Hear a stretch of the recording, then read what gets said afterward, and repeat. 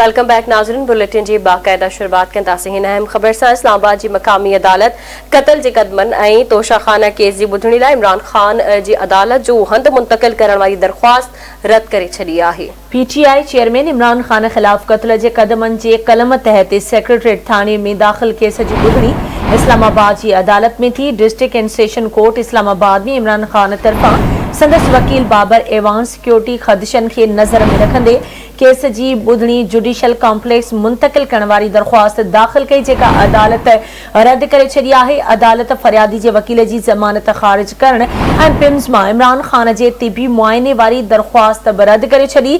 अदालत इमरान खान जे अॼोकी हाज़िर खां छूट वारी दरख्वास्त मंज़ूर करे वरिती आहे।